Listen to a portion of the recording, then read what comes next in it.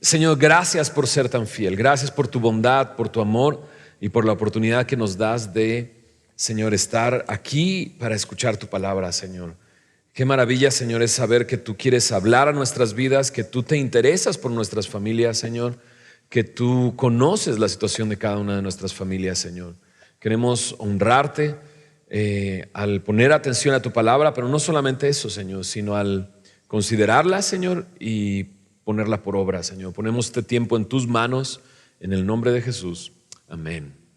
El miércoles pasado el pastor Isaac enseñó una porción de la palabra donde vemos a un hombre siendo rescatado por el Señor y que incluso le dice a Jesús: quiero ir contigo, pero Jesús le dice no, sino le dice: regresa a tu familia y cuéntales cuán grandes cosas ha hecho Dios por ti.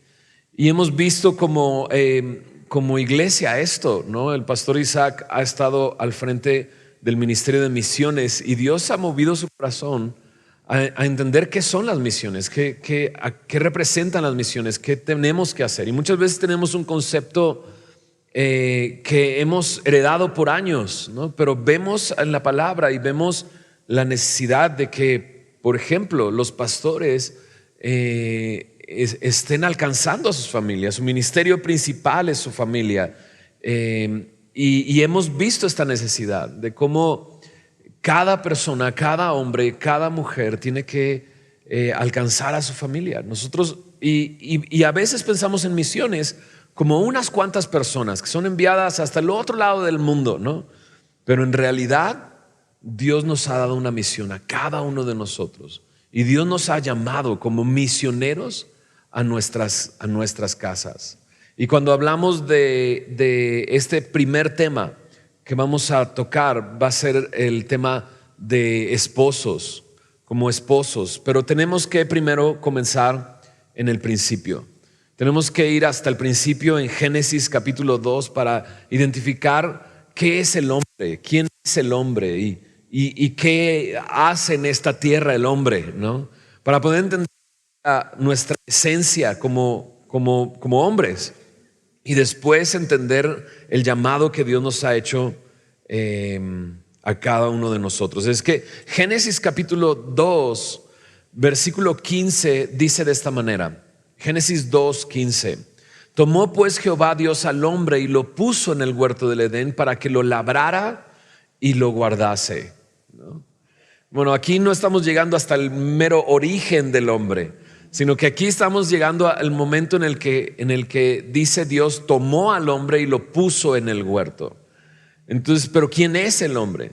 Tenemos que ir versículos atrás en Génesis 2, versículo 7, donde dice: entonces Jehová Dios formó al hombre del polvo de la tierra y sopló en su nariz aliento de vida y fue el hombre un ser viviente. Verso 8 dice: y Jehová Dios plantó un huerto en Edén al oriente y puso allí al hombre que había formado.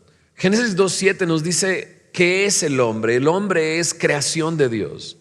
El hombre ha sido formado por Dios y es Dios el que le ha dado la vida.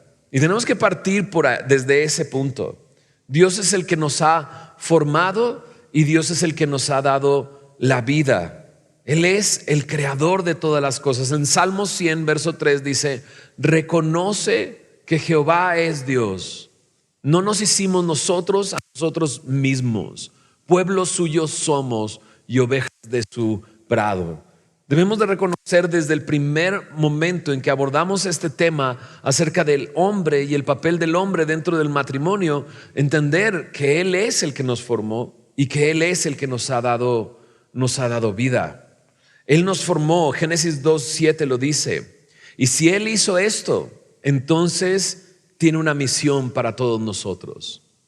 Creo que hemos perdido como sociedad, como mundo, como personas, como humanidad, el entender que Dios nos formó y Dios nos puso aquí con una misión, ¿no? Entonces, a través de años hemos sido enseñados acerca de que somos el último eslabón en la evolución, ¿no? Venimos de un animal, ¿no? Y fuimos evolucionando hasta que ahora somos lo que somos. Y esa no es la realidad. La realidad es que Dios nos formó. Un ser tan complejo como lo somos nosotros. Dices, ves, marido, eres bien complejo. No, me refiero que físicamente y con todos los sistemas que hay en nuestro cuerpo, los órganos que forman cada uno de esos sistemas, ¿no? Y lo complicado que es cada sistema y cada órgano y cada célula. Dios nos formó. Es Dios el que nos formó y es Dios el que nos dio la vida. Y debemos de entender esto, porque si somos formados por sus manos, si te fijaste ahí en Génesis 2:7, lo dice: Jehová Dios formó al hombre del polvo de la tierra. Él lo formó como si hubiera tomado lodo y lo formó con sus manos. Hay una gran diferencia en esto y en la creación de los animales en Génesis capítulo 1. En Génesis capítulo 1 simplemente ordenó, pero no formó con sus manos. Y esto hace al hombre distinto a cualquier animal, aun cuando compartimos ciertas características por el ambiente en el que vivimos, ¿no? Necesitamos pulmones, necesitamos comida, necesitamos energía, pero Dios tomó un especial cuidado al formar al hombre y eso lo hace único, distinto de toda la creación. Cuando creó a los animales solamente dijo que haya seres vivientes y listo.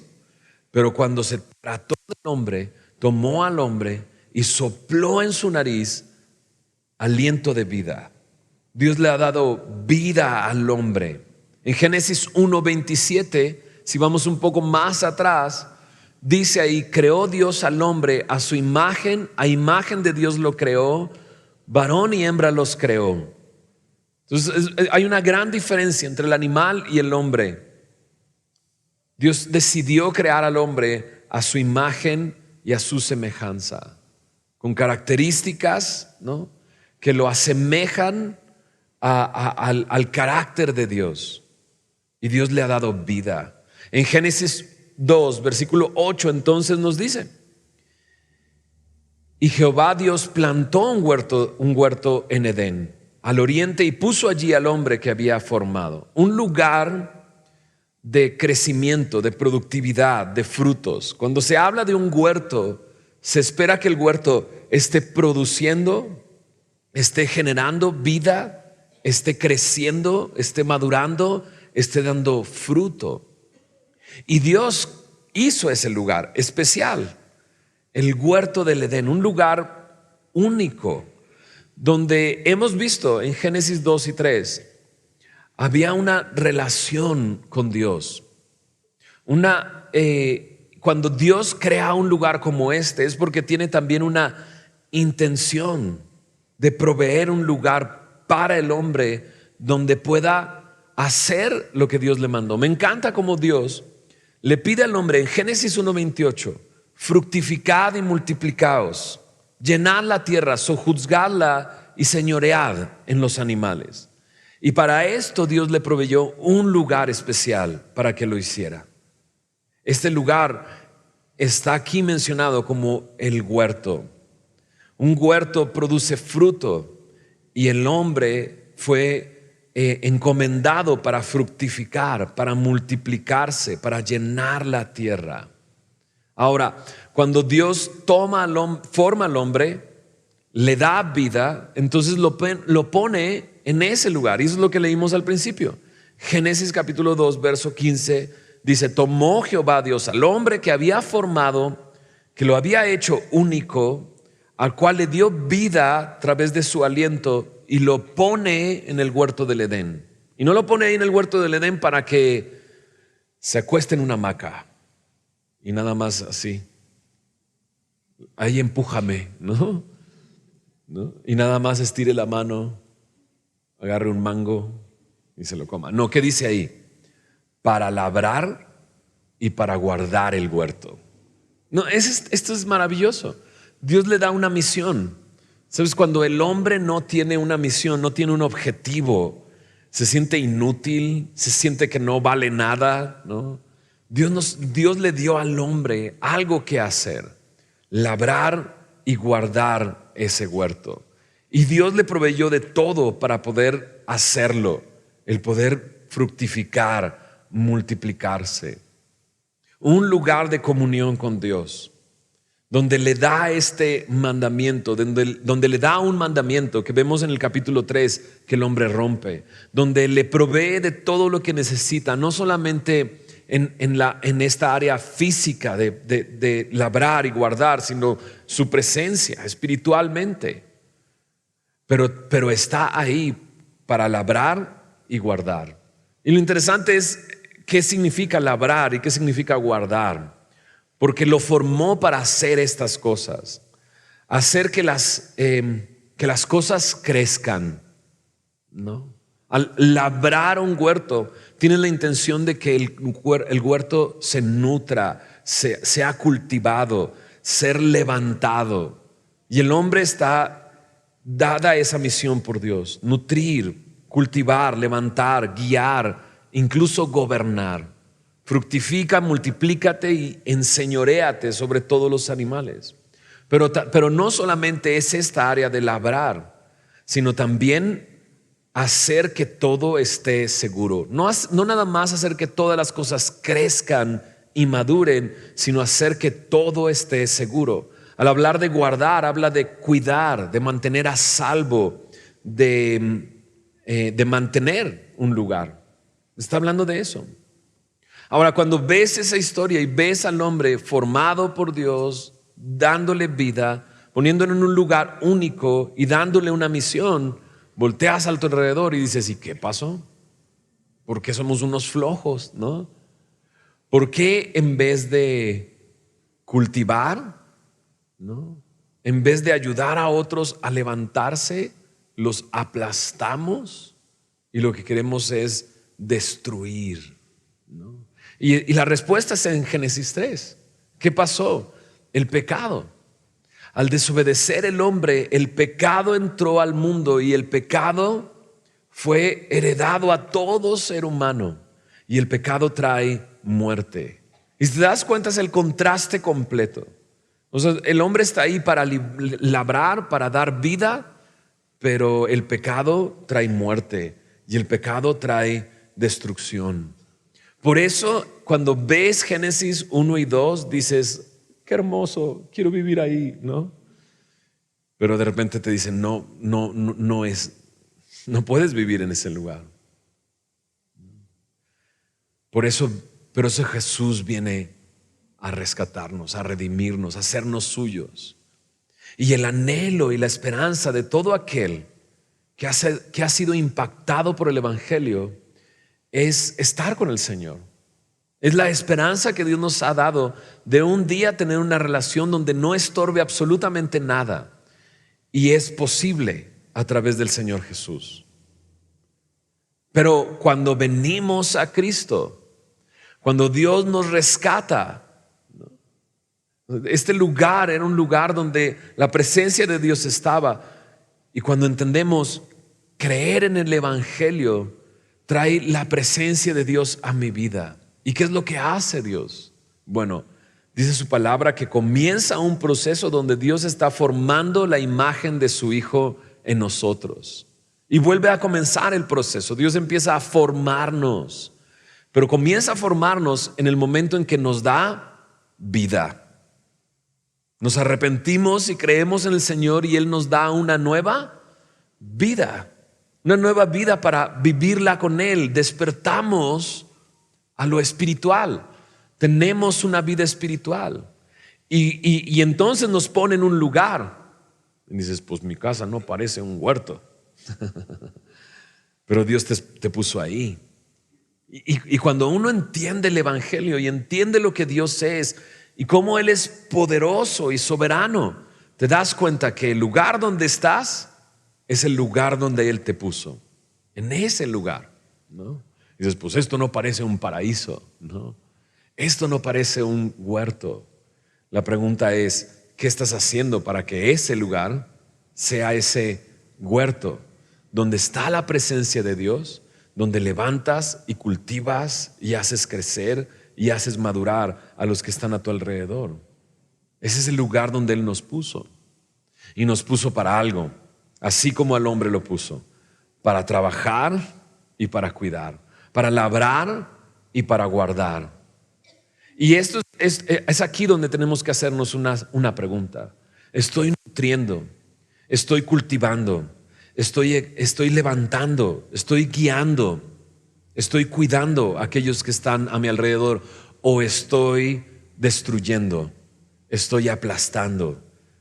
¿Estoy dejando que el agua inunde el huerto y eche a perder y pudrir todo lo que está ahí? ¿O estás trayendo plagas desde el exterior para corromper el lugar que Dios te ha dado? ¿En dónde? En el lugar donde Dios te puso.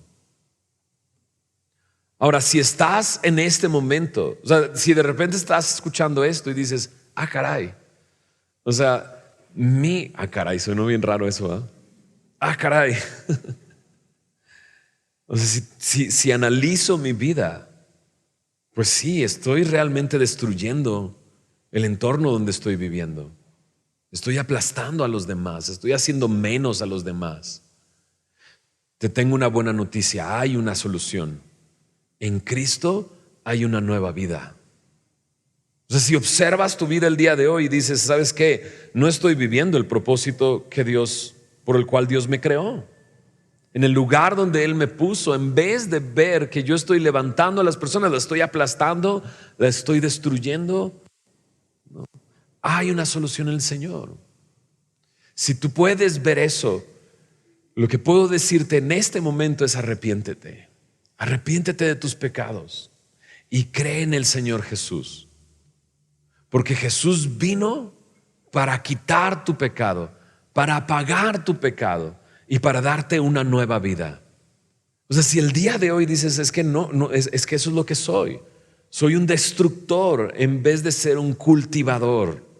Soy alguien que aplasta en vez de alguien que levanta. Y te das cuenta, no importa qué tan destruido está tu entorno, por tus propias manos, el día de hoy Dios te puede dar una nueva vida y puede comenzar de nuevo. Y creo que muchos, sin saberlo, estás esperando eso. Estás esperando una oportunidad de hacer las cosas bien.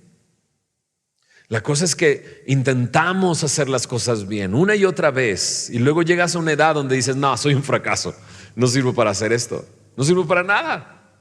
O sea, todas mis relaciones las he destruido y estás anhelando esa oportunidad. Bueno, en Dios está esa oportunidad. Si tú te arrepientes y crees en el Señor Jesús, Él puede darte vida, puede hacerte ver el lugar donde tú estás y convertirte en alguien que provee, que cuida, que labra, que levanta, ¿no? Pero necesito del Señor. Ahora, hay algo que motivó a nosotros el pensar en hacer esta serie cuando hablamos de misiones, porque tristemente no es muchas veces el hombre que no es cristiano el que destruye a su familia, sino el hombre que es cristiano que está destruyendo a su familia. Si soy cristiano y estoy viviendo así, o sea, si yo le he entregado mi vida a Cristo, pero estoy destruyendo y aplastando el lugar en el que Dios me puso, necesito ver, ¿no?, qué es lo que estoy provocando. Y sabes, últimamente he estado en consejerías y los pastores hemos estado en consejerías y escuchamos dolor y escuchamos sufrimiento en familias cristianas de muchos años. Y platicas con los hombres y muchas veces no lo ven y les cuesta trabajo ver que en realidad están en problemas. Y yo quisiera que tocáramos este tema en el resto, de identificar qué es lo que Dios nos ha llamado a hacer y ver si lo estoy haciendo y si se ve eso en mi vida, ¿no? Pero ir un poquito más allá. Porque Probablemente me estoy engañando a mí mismo, creyendo que estoy llevando una vida cristiana y que mi familia más bien es un estorbo para la misión que Dios me ha dado. He escuchado de todo como pastor en los años que Dios me ha permitido servirle de esta manera, ¿no? He escuchado a hombres decir: pastor, ya Dios me reveló que Dios tiene una mujer para mí. Y yo así de: bro, estás casado. ¿Cómo que Dios te reveló que por fin Dios te ha dado una mujer para ti? Sí, pastor, Dios me ha mostrado que tengo que divorciarme porque Dios tiene una mujer para mí. Y créeme, lo dijo así con toda sinceridad. Y yo así ¿de qué hablas? Entonces he podido ver que hombres cristianos no ven el daño que están provocando en su familia. Me he topado a hombres que me dicen: es que yo estoy haciendo mi devocional todos los días, no sé qué pasa, ¿no? Seguramente Dios quiere quitarme este estorbo que tengo al lado. Es triste, pero es realidad y lo estamos viviendo como iglesia y como familia en Cristo. Y creo que tienes que hacerte estas preguntas. ¿Mi esposa está creciendo? ¿Está mi esposa siendo nutrida? ¿Está siendo fortalecida? Tengo que preguntarme: ¿mi esposa se siente segura? ¿Se siente defendida por mí? Digámoslo así. Acompáñame a Efesios capítulo 5. Vamos a comenzar aquí, aunque también vamos a ir a Primera de Pedro. Efesios capítulo 5, versículo 25, dice de esta manera: maridos, amad a vuestras mujeres, así como Cristo amó a la iglesia y se entregó a sí mismo por ella, para santificarla, habiéndola purificado en el lavamiento del agua por la palabra, a fin de presentársela a sí mismo una iglesia gloriosa, que no tuviese mancha, ni arruga, ni cosa semejante, sino que fuese santa y sin mancha. Así también los maridos deben amar a sus mujeres como a sus mismos cuerpos. El que ama a su mujer, a sí mismo se ama, porque nadie aborreció jamás su propia carne, sino que la sustenta y la cuida, como también Cristo a la iglesia, porque somos miembros de su cuerpo, de su carne y de sus huesos. Por esto dejará el hombre a su padre y a su madre y se unirá a su mujer, y los dos serán una sola carne. En esta porción están las instrucciones que Dios le da al esposo, al esposo. Pero tenemos que ir hacia atrás para identificar hacia dónde va Pablo. Porque en el capítulo 5, versículo 1, comienza, digámoslo así, una sección nueva dentro de la carta y le dice así a todos los creyentes: sed pues imitadores de Dios como hijos amados. Y es maravilloso ver cómo Dios nos ha dejado un ejemplo para que nosotros lo imitemos. No nos ha dejado sin ejemplo, tenemos un ejemplo. Cuando me dice ahí que amemos como Cristo nos amó, lo único que tengo que hacer es ir a su palabra para ver cómo me amó. Y entonces amar de esa manera. Y a partir de este versículo, capítulo 5, verso 1, comienza a pedirle a la iglesia: imita a Dios como hijo de Dios, como hijo amado de Dios. Entonces pregunta: ¿cómo te está tratando Dios? ¿Cómo te ama Dios? ¿Te está fortaleciendo? ¿Te está levantando? Ahí en los primeros versículos que acabamos de leer, nos dice que el marido debe de amar a su esposa como Cristo amó. Y me llama la atención que diga: debe amar a su esposa. Debe amar a su esposa. O sea, Dios manda que amemos a nuestras esposas. ¿No te sorprende? Porque parecería que esto de amar debería de darse fácilmente. Pero llegamos a esta porción y te das cuenta que si Pablo le escribe a la iglesia de esta manera y si Dios demanda al hombre que ame a la mujer, es porque no se da fácilmente.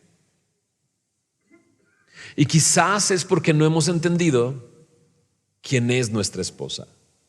Ahora, creo que, y espero que se haya entendido quién es el hombre, ¿no? Porque fuimos a Génesis capítulo 2 y ahora vamos a volver a ir a Génesis 2. ¿Me acompañas otra vez a Génesis 2? Porque cuando Dios creó al hombre, dijimos, ¿se acuerdan qué dijimos? Dios lo formó, Dios le dio vida y Dios lo puso en un lugar para cultivar, para levantar, para nutrir, para hacer crecer las cosas a su alrededor. ¿Estamos de acuerdo? Ahora, ¿quién es la mujer? Tendríamos que ir al inicio también para ver quién es la mujer. En Génesis capítulo 2, en el versículo 21 dice de esta manera: entonces Jehová Dios hizo caer sueño profundo sobre Adán, y mientras éste dormía tomó una de sus costillas y cerró la carne en su lugar. Y de la costilla que Jehová Dios tomó al hombre hizo una mujer y la trajo al hombre. O sea, imagínate, él nunca ha visto una mujer. Ha visto cientos de animales, porque en los versículos anteriores Dios trajo cada animal para que Adán le pusiera nombre a los animales. Ahora, con eso quiero decir una cosa: el hombre era muy inteligente. No era otra vez, no tengamos el concepto equivocado que hemos heredado pensando que el hombre viene del chango y entonces fue aprendiendo poco a poco cosas, pero realmente al principio era una bestia. No, el hombre no era una bestia, porque no encuentro a una bestia teniendo la capacidad de darle nombre a todos los animales. ¿Estás de acuerdo?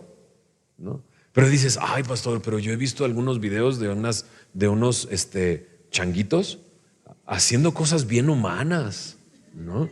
Y los ves y agarra la taza y se toma y luego camina erguido así. Dices, ¿ves, pastor? No te equivoques. Si tú llegas a tu cirugía que te programaron meses atrás y está tu vida dependiendo de esa cirugía, y llegas al quirófano y está un chango con el bisturí,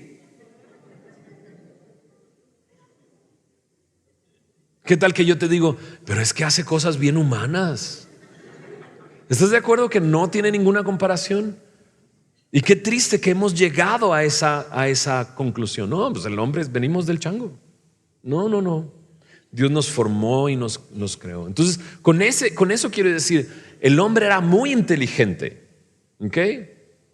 Entonces, en su inteligencia, él ve a la mujer por primera vez, ¿no? O sea, no quiero que confundamos pensando, nada más se emocionó. No, en su inteligencia, cuando le traen a la mujer, Adán dice esto, escucha, dijo entonces Adán, esto es ahora hueso de mis huesos y carne de mi carne. Esta será llamada varona porque el del varón fue tomada. Por tanto, dejará el hombre a su padre y a su mujer, a su padre y a su madre, y se unirá a su mujer y serán una sola carne. En su inteligencia, Adán puede identificar, esto es hueso de mis huesos, esto es carne de mi carne. Y yo no sé si alcances a percibir, pero creo que veo un Adán muy emocionado. No dijo esto de todos los demás animales. De ningún animal dijo, esto es hueso de mis huesos, carne de mi carne. No. De la mujer dice esto, y quiero que pienses que lo está diciendo desde su inteligencia. Y es hueso de mis huesos, es carne de mi carne, e incluso le pone nombre. ¿Sabes lo que estaba viendo Adán? Que Dios le dio una ayuda idónea, que Dios le dio una compañera, que Dios le dio algo que complementa su vida, y lo apreció. Le emocionó, le encantó y lo celebró. Tanto que le dio nombre. Cuando tú le pones nombre a algo, ya vieron Toy Story, ¿verdad? ¿No? ¿Puedo spoilearles la película? No, me quedé dormido, la verdad. Fui un día que estaba muy cansado y me quedé dormido. Pero todos saben esto de Toy Story. Cuando tú levantas la patita la patita de un juguete, ¿qué trae en la patita? El nombre de su dueño, ¿no? Entonces, cuando tú le das nombre a algo es porque le estás dando importancia, ¿no? Y ahí está, bueno, sí les voy a decir. Y ahí está Forky, ¿no? Es una basura, pero le pone nombre, Forky. Y eso le da importancia, le da valor. Entonces quiero que veas a Adán emocionado porque Dios le ha dado algo que no tenía y que ahora tiene, y lo aprecia y lo valora y lo celebra. Y tristemente el pecado nos ha hecho no ver a nuestras esposas así, a no ver a nuestras esposas como un regalo de Dios, y no nos emocionamos, no lo apreciamos y tristemente no lo celebramos. Al contrario, he visto hombres cristianos ignorar a sus esposas, ignorar el regalo que Dios les ha dado. Y es tan evidente que por eso Pablo dice: imita a Dios como hijo amado. Como Cristo amó a la iglesia, así tú tienes que amar a la iglesia. O sea, que Pablo tenga que escribir eso debería de darnos vergüenza. Debería de avergonzarnos. Que tenga que decirnos que debemos de amar a nuestras esposas. Debería de ser obvio al saber que es un regalo que Dios nos ha dado, que es una bendición que Dios ha traído. Sí, es obvio, pero no nos emocionamos porque el pecado ha destruido nuestras vidas. Ahí en Efesios capítulo 5, regresando a Efesios, en el capítulo 5, no solamente dice Pablo: ama a tu esposa como Cristo te amó, sino que nos dice que hace Cristo por la iglesia. Y dice que ahí en el versículo 26 dice que la ama a la iglesia y se entrega a sí mismo por ella para santificarla, purificándola en el lavamiento del agua por la palabra. Y lo dice para presentársela gloriosa, que no tuviese mancha ni arruga. Y te das cuenta que Cristo está haciendo lo que a Adán se le pidió que hiciera: levantar, nutrir, hacer crecer, cuidar. ¿Con qué? Con la palabra.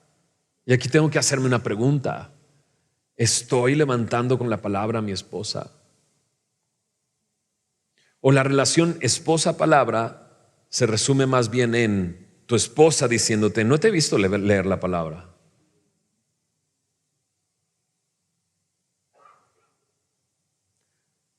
¿Se entendió lo que dije?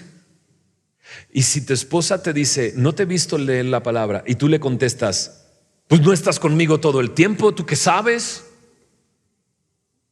¿Que la leo en el trabajo y la leo en el camino?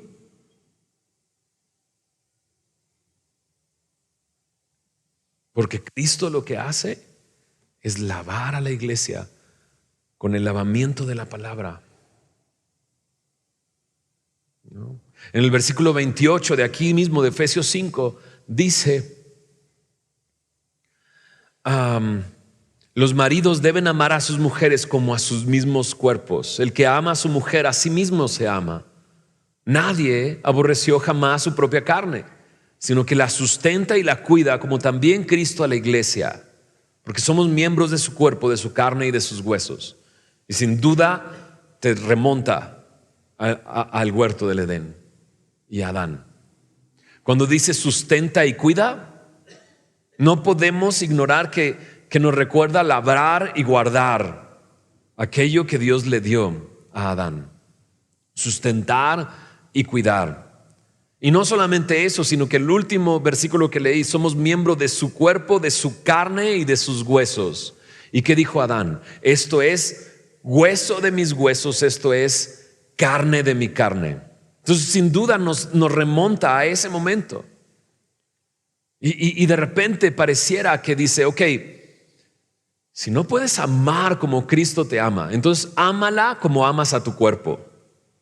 Y dices: ¿en serio amo a mi cuerpo? Pues la verdad es que lo sustentas y lo cuidas, y bien que lo haces, ¿no? Sustentas y cuidas tu cuerpo. No lo dejas morir de hambre, ¿o sí? No, lo alimentas, y bien.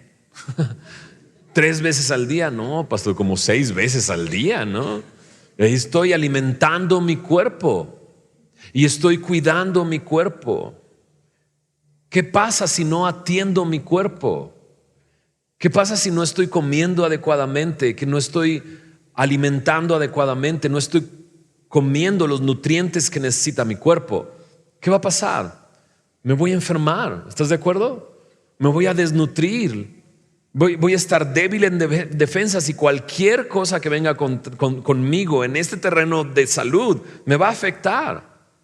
¿Qué pasa si no cuido mi cuerpo? Ahora, trasladémoslo eso a Adán en el huerto. ¿Qué pasa si no atiende el huerto? Si no estoy cuidando y guardando el huerto, Adán. Si no hace lo que debería de hacer, gobernar y guiar.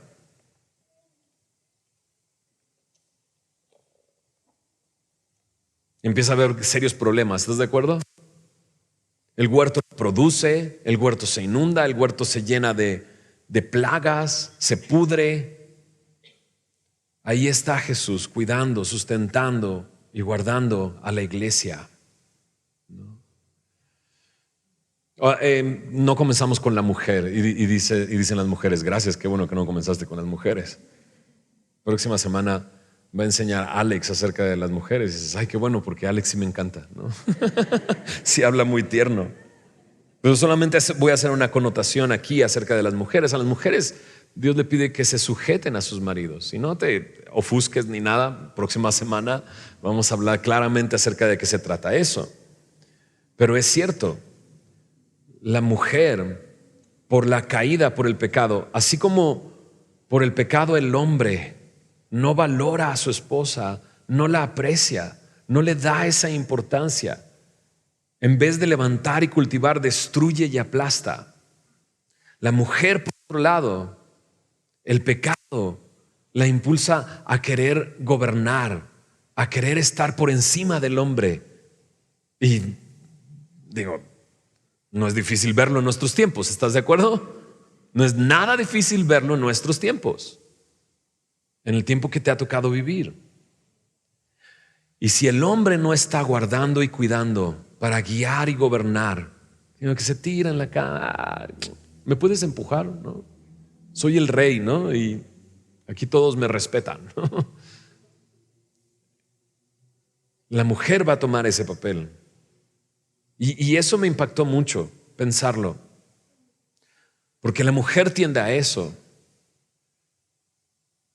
Y así como el hombre debe resistir el ver a la mujer como algo que no valora, sino luchar, y se le demanda amar a su mujer, así a la mujer se le pide que se sujete a su marido y cuesta trabajo, pero si el hombre no está labrando, le está cediendo el lugar.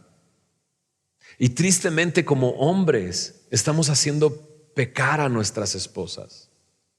En vez de ayudarles a librar esa batalla que tienen con el pecado diariamente, las empujamos a que ellas sean las que gobiernen nuestra casa y se lo estamos facilitando. Y me puse a pensar en eso y dije, ¿cuántas veces no he hecho eso yo? Hacer pecar a mi esposa para que tome decisiones que yo no quiero tomar. ¿Sabes? Es nuestro papel como esposos levantar, guiar, cuidar, y con la palabra. ¿Cómo le hago? Acompáñame a Primera de Pedro, porque ahora sí vámonos con Pedro. Porque dices, Pablo, pues Pablo no tenía esposa, pero Pedro sí. A ver qué dice Pedro, ¿no? ¿Qué dice Pedro acerca de las mujeres y de las esposas? Bueno, en Primera de Pedro capítulo 3, Pedro le habla primero a las mujeres y luego a los hombres, ¿no? Pedro tenía esposa, dijimos, ¿verdad que sí? Por eso le dedica 6 versículos a las mujeres, no como Pablo que les dedica 2 versículos nada más. No es cierto. Pedro le habla a las mujeres en el capítulo 3 en los primeros versículos, pero luego llega a los maridos y dice esto en 1 de Pedro 3, 7: vosotros maridos igualmente, dice, vivid con ellas sabiamente, dando honor a la mujer como a vaso más frágil y como a coherederas de la gracia de la vida, para que vuestras oraciones no tengan estorbo. ¿Cómo le hago? ¿Cómo le hago para levantar y cuidar a mi esposa, amarla, nutrirla, hacerla crecer? Creo que Pedro nos da 3 cosas muy simples y muy sencillas. Número 1, vive con ellas. Vive con ellas. Y dices, check, ya, vivo con ellas. Bueno, no te apresures tanto. ¿Qué significa vivir con ellas? 2, vive con ellas sabiamente, poniendo atención a sus necesidades, ¿no?, a lo que pasa en su vida. Y por último, dad honor. Cuando tú le das honor a algo, lo estás apreciando. ¿Estás de acuerdo? Le estás dando valor, le estás dando un precio, lo estás exaltando. Y Pedro dice en una manera sencilla: vive con ellas sabiamente y dale honor. Vivir con ellas. Y algunos podrán decir, listo, pero no vayas tan rápido, ¿no? Vivir con ellas es estar con ellas. Ayer celebramos a mi hija su 15 años y la verdad estaba bien contento yo de poder mostrarle a mi hija que la valoraba. Pero recordé una escena en un momento en el que recordé un momento de mi vida con ella, ¿no? Tienen diferentes actividades cada una de ellas y nos toca a mi esposa y a mí llevarlas a esas actividades, y estaba jugando fútbol en esa época. Y mi hija tenía 13 años, 14 años en esa época, y yo la llevaba al fútbol y el fútbol quedaba al sur, entonces subíamos el segundo piso del periférico y íbamos como a las 5 de la tarde y es hermoso la ciudad, ¿no? Y las montañas hacia el sur y las nubes, toda esta zona del desierto de los leones, y siempre que íbamos por ahí veíamos eso, y a ella le encanta apreciar esas cosas y demás. Pero yo estaba tan ocupado con mis cosas en ese momento, con tantas cosas que hacer, estaba lleno de actividades, lleno de cosas, y me acuerdo que un día íbamos para allá y ella me hablaba, ¿no? Y de repente llegó un punto en que me dijo, papá, ¿dónde estás? Y me tronó. Pues yo le dije, pues aquí. Me dice, no, papá, es que no estás aquí. Y me atravesó el corazón. Y ¿sabes qué? Tenía razón. Yo estaba tan metido en mis cosas que yo no estaba escuchando lo que ella me estaba diciendo, lo que ella me estaba comunicando. Vivir con ellas no es nada más compartir un espacio. Vivir con ellas es una unión. De hecho, la palabra vivir ahí con ellas son 2 palabras en el original, la combinación de 2 palabras, residir y juntos. Esta palabra se divide en dos palabras. Una que me habla de unión, no solamente de acompañar o de acercarme. O sea, hay palabras en el griego que me hablan de acompañar y de acercarse, pero esta palabra va más allá de acompañar o acercarse. Habla de asociarse, de ser compañeros. Y la otra palabra habla de cohabitar y permanecer. Vivir me habla de vivir una sola vida juntos, no 2 vidas que están caminando en paralelo, sino una sola vida juntos. Interesarme por lo que a ella le interesa, pasar tiempos juntos, caminar al mismo ritmo. Está hablando de comunión. Y si vives esa comunión y esa cercanía y vives una sola vida juntos, entonces será fácil servirle y ministrarle. Pero si nada más estás ocupando un espacio o acompañando, nada más compartiendo un espacio, ¿cómo puedo ayudarle? ¿Cómo puedo nutrirla? ¿Cómo puedo levantarla? Si no estoy viviendo con ella. Entonces Pedro dice, vive con ella. Y dices, pues súper fácil. No. Pregúntale a ella si estás con ella. Y dices, no me atrevo. ¿Y por qué no te atreves? Porque me lo ha dicho todo el tiempo. Arrepiéntete. Porque Dios quiere usarte para levantar a tu esposa. Y lo primero que tienes que hacer es vivir esa vida con ella. Yo sé que es lo contrario a lo que el mundo dice. Pues por eso partimos desde dónde Dios nos formó y Dios nos dio vida y Dios tiene una misión para nosotros. ¿Estás de acuerdo? Porque el mundo dice, no dejes a tus amigos, ¿no? O sea, tu cajón y ella su cajón. Tu teléfono, su teléfono, tu clave, no le des tu clave. O sea, estás loco si le das la clave de tu teléfono a tu esposa. Menos de la cuenta de correo. Y menos de la otra cuenta de correo que ni siquiera sabe que tienes. O sea, esa ni el usuario ni el password. Eso no es vivir una vida juntos. Dice, entonces, pastor, ¿estás hablando de darle, o sea, ¿en serio el password de mi correo electrónico? O sea, ¿sabes lo que va a encontrar ahí? Ajá. ¿Ya entendiste? Tú tienes tu propia vida y quieres que ella viva su propia vida. Pero vivir con ellas no es eso, es vivir juntos. O sea, ay, pero me voy a aburrir. Créeme que no te vas a aburrir.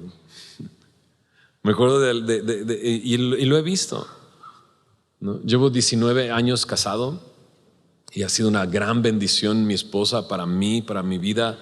Ayer lo comentaba con amigos. O sea, son insondables sus caminos. Es impresionante cómo Dios nos tiene en el lugar donde nos tiene por su gracia y por su misericordia, ¿no?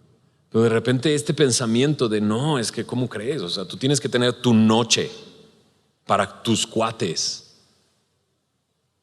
Wow. Donde ella no sabe a dónde vas, donde apagas el celular. Eso no es vivir con ella.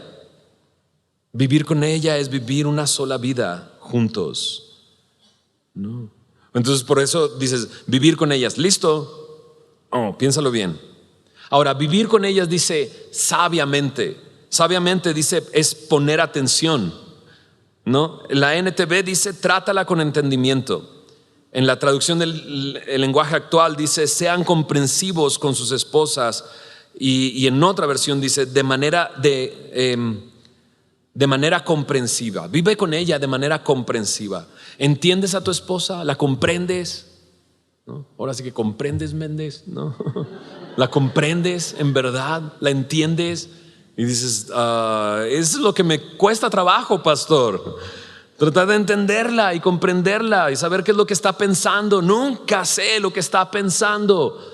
Pues es quizás porque no vives el número 1, porque no estás viviendo con ella.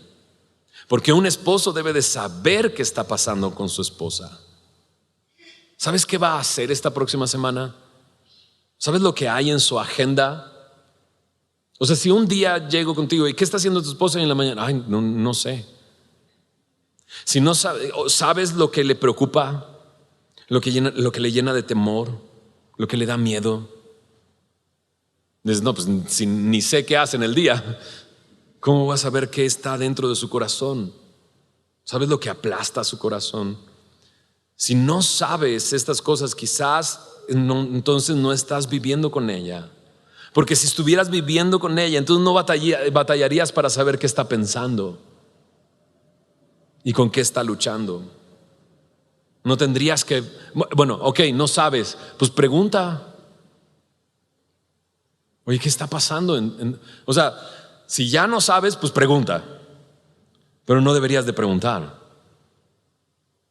porque lo sabes. Entonces dices, no, pues con Pedro nos fue peor. Vive con ellas y vive con ellas sabiamente.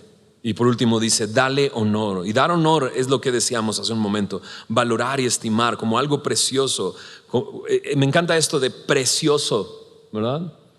Porque tiene que ver con precio, ¿no? Cuando algo es precioso es porque tú le das el valor que tiene, ¿no? Y necesitamos apreciar. Necesito expresar que la aprecio, que la valoro, ¿no? Ahora, ojo, si haces el 1 y el 2, lo vas a estar haciendo. ¿Estás de acuerdo? No tendrías que decir, hey, te valoro, mujer, ¿no? Ella sabría que la valoras, porque vives con ella, estás ahí en comunión con ella. Ella se sentirá apreciada, ¿no? si sabes lo que piensas, si sabes lo que piensas, si sabes qué es lo que le duele, ella se sentirá apreciada. ¿Por qué no te atreves y le preguntas, ¿te sientes apreciada por mí, valorada por mí? Dices, pastor, ya no estás hacerle muchas preguntas a nuestras esposas. Pues sí, va, hazlo. Y cuando le hagas la pregunta, cállate, guarda silencio. Es que siento que sí siento que no me valoras. Pero ¿cómo que no sientes que te valoro? O sea, lavo los trastes. No, ella no necesita que laves los trastes. Bueno, sí, pero no. Pero no se trata de eso nada más. ¿Entiendes lo que estoy diciendo? ¿Recuerdas Efesios 5, 28 y 29? ¿No? Amar a nuestras esposas como a su cuerpo, su mismo cuerpo. Nadie aborrece jamás su cuerpo. ¿Sabes? Conoces tu cuerpo, lo tratas bien, lo alimentas, le dedicas tiempo, comprendes tu cuerpo. Y eso es lo que Dios te está pidiendo que hagas. Déjame acelerarle porque ya me detuve mucho. ¿Cómo puedo lavarla con la palabra? Es que ella no quiere sentarse a leer la palabra conmigo, pastor. Es que a lo mejor está tratando de imponerle algo antes de vivir con ella sabiamente y dándole honor. Pero te aseguro que si vives con ella y la comprendes y la entiendes, vives con ella sabiamente y le das honor y le dices, vamos a leer la palabra, estoy seguro que va a estar ahí junto a ti. Pero tú quieres hacer lo otro, quieres lavarla sin lavarte tú. Quieres arreglarla sin dejar que Dios arregle tu vida. Si te estás dando cuenta que no vives con ella y no vives con ella sabiamente, arrepiéntete. Porque eso tan sencillo y tan simple que Dios te está pidiendo, no lo estás haciendo. Y dices, es que, ¿qué le puedo compartir de la palabra? No sé qué compartirle. Pues es que no la conoces y no sabes lo que está viviendo. Pero si tú la escuchas y pones atención a lo que está viviendo, entonces vas a saber con qué está luchando. Y vas a ir a correr a la palabra. Me dices, ¿ahora qué le digo? Pues voy a la palabra. Y voy a la palabra y crezco yo, y maduro yo, y me lleno de fe, y puedo llegar con mi esposa. ¿Sabes lo que está pasando? Escucha este versículo que leí esta mañana, o que leí hace 2 semanas. Dices, no, pues no me acuerdo qué leí hace 2 semanas. ¿Entiendes lo que está pasando? Vivimos para nosotros mismos egoístamente. Y necesitamos dejar de vivir de esa manera. Por último dice guardar en Efesios 5, 25. Así como Cristo amó y se entregó y dio su vida por la iglesia, dispuesto a proteger a nuestras esposas incluso con nuestra propia vida.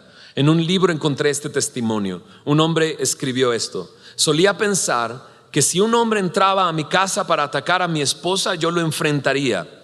Pero luego entendí que el hombre que entraba a mi casa y agredía a mi esposa era yo.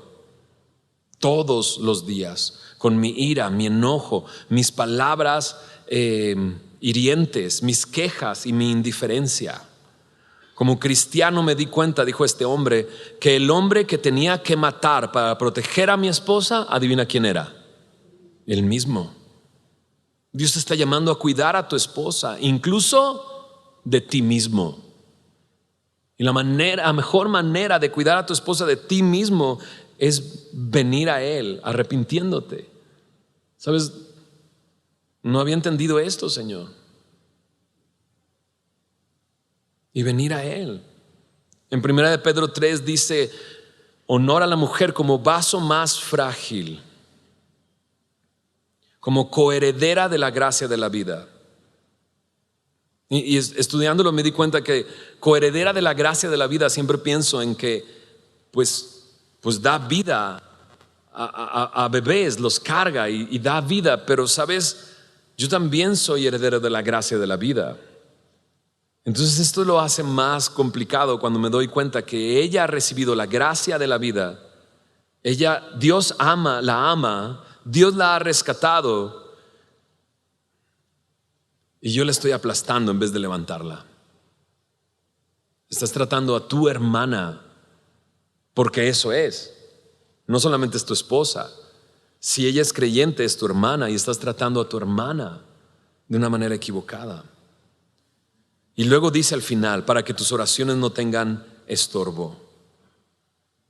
Entonces, ¿mi trato con mi esposa va a afectar mi trato con el Señor? Entonces, si yo voy en oración al Señor, Él no me va a responder si no estoy tratando bien a mi esposa. Pues déjame decirlo claro, sí, ya. Pero déjame voltearlo al revés. Tu mala relación con Dios hace que tengas una mala relación con tu esposa. Y necesitas reconocerlo, necesitamos reconocerlo. Que el hecho de no tener una buena relación con Dios nos hace unos malos representantes de Dios. Dios te está llamando a ser un representante suyo. Dios te está llamando a cuidar y levantar y sustentar y nutrir y hacer crecer.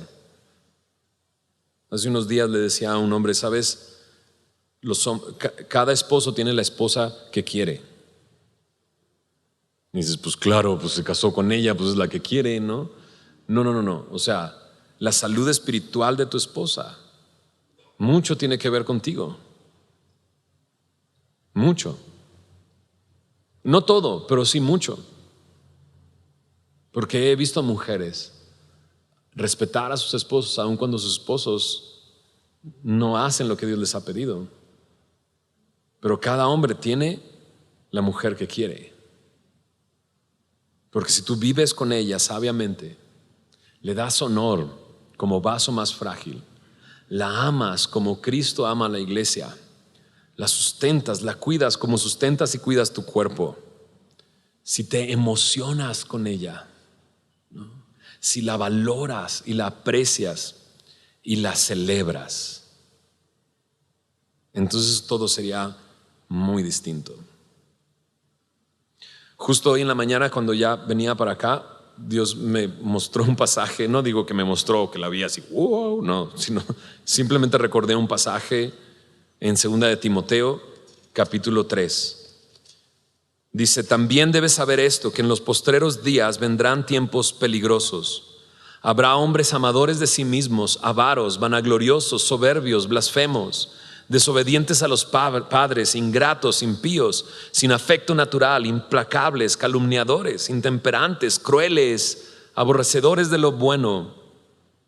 Dice, traidores, impetuosos, infatuados, amadores de los deleites más que de Dios.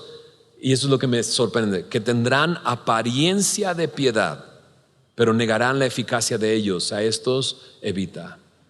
Y creo que corremos un peligro como iglesia de dar una apariencia de piedad con mi vida, pero realmente vivir de esta manera. Y a lo mejor puedes hacer este ejercicio. Anota esta lista de que aparece en 2 de Timoteo 3. Atrévete, vamos, dale. Anotas esta lista y le dices a tu esposa, ¿tú crees que soy soberbio? Y dices, ay, hijo, mano.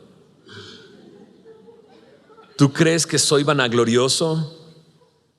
¿Tú crees que me amo a mí mismo? Y dices, pues más que a mí, sí. ¿Tú crees que soy cruel?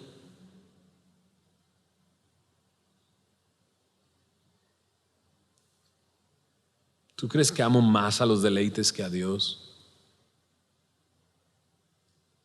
Porque si has estado guardando una apariencia, no estás representando al Señor Jesús en tu matrimonio. Y a lo mejor ahí tienes la respuesta de por qué tu esposa no quiere venir contigo a la iglesia. Creo que podemos estar en tres cosas. O puedo estar haciendo lo que Dios nos pide que hagamos, amando a nuestras esposas, cuidando de ellas, sustentándolas, levantándolas, haciéndolas crecer. O puedo estar teniendo una apariencia de piedad dentro de la iglesia. O a lo mejor ni sabías nada de lo que estábamos hablando y hasta apenas hoy te estás dando cuenta. Y tanto para el segundo grupo, si has estado aparentando piedad, como para este último, no sabía estas cosas, hay una esperanza en el Señor. Dios quiere rescatarte. Ríndete al Señor el día de hoy.